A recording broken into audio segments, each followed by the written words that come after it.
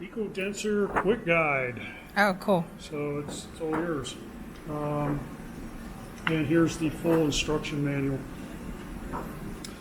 Okay, first thing you do, you come over here and you see the chill beam supply. Okay, now what you do is make sure these two valves are on, like so. Okay, you can leave them on because what this does is the water circulates, comes down, circulates, comes up into the hood to the heat exchanger, and then it loops back and then comes back and goes back up. You shouldn't have to worry about this at all. There's nothing about what's going on in the fume hood has any connection to this. This just merely carries the heat away from the heat exchanger. You have actually 4 valves. You have a outlet valve here, and essentially this is just a needle valve. You just turn this on. Just want to make sure it's on. Actually, it was already on. Clockwise is off. Counterclockwise is open. Okay.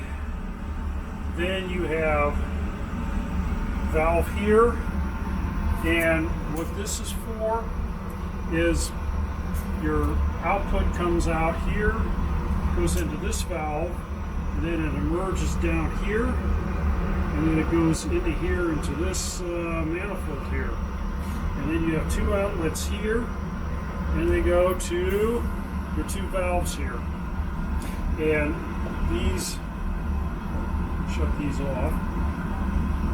Okay. So that's off?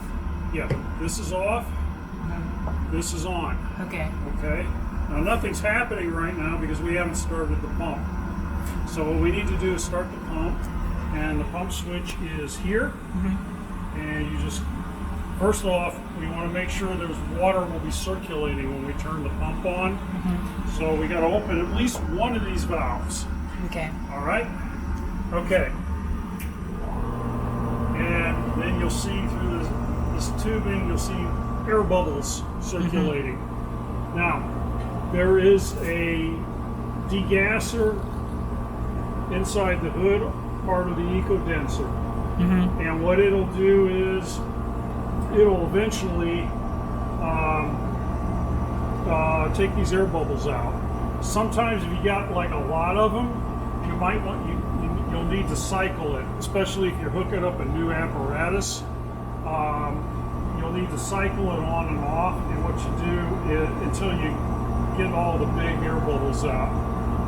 And what you do is you just shut it and restart it, and then you watch, see if there's any bubbles, shut it, and once the big bubbles are gone, you should be okay. When you turn the pump on, you gotta make sure there's water flowing through the loop. If not, then the pump will run dry and the seals will deteriorate in the pump. So, Are those bubbles small enough that we don't have to worry about? you don't have to worry about these because this is for this circuit here, and that's off. Okay. Now when you turn that on, and you see the bubbles start to move. They're going into this manifold here. Now, this manifold, this manifold is split. I mean, they're not, you've got, this side is the, let's see, yeah, this side is the output, this side is the input. So the water is going here, through here, and out, and back through the heat exchanger. Okay? You just got to make sure there is water flowing. You got to make sure at least one of these valves is open. Just make sure you see bubbles moving. Now, the bad thing about this type of tubing is air bubbles love to stick on the surface of it. You know, they don't like to move very well. That's why sometimes you gotta like cycle it on and off to kind of just lodge those bubbles. But you know, a few of them it isn't going to hurt anything. I mean, as long as there's no big air pockets or anything like that in the tubing. Now, if you have to change, like hook up a different condenser or whatever, or apparatus or whatever to the tubing, you want to turn the pump off, and then you want to turn this valve to release the pressure in the line. Like, you know, kind of want to make sure you have a tube hooked up to it, because when you pull one of these lines off, it's going to go. So yeah, you gotta just put a tube on this, like 1/4 inch tube, and just have it like a bucket or something, and just have it, you know, bleed out, and before you unhook any of this tubing down here. Mm-hmm. Okay. Let's see. And make sure that's filled with water. Yeah, make sure that is filled with water. This has to have water in it at all times. And to do that is you got this little, well, I call it like a bug sprayer, and you got to put pressure in it to get it to work. Just use this hand pump. Don't have to do it much. And then you take this and fill it up. Makes it a little easier than trying to get up.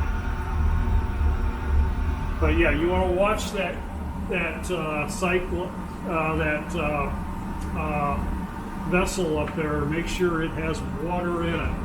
If it doesn't have any water in it, then that means that probably this is running dry. But you want to make sure that has water in it at all times. And then after you hook a new apparatus up, you're going to have to fill that until the fluid level holds. So that water is actually connected to this system? Yes. Okay. It's just connected on the other side inside this panel. The thing is, since we got a lot of air in this system right now, because the condenser was dry, I'm using this pressure tank, and I'm trying to manually bleed some of the air out. And let's see.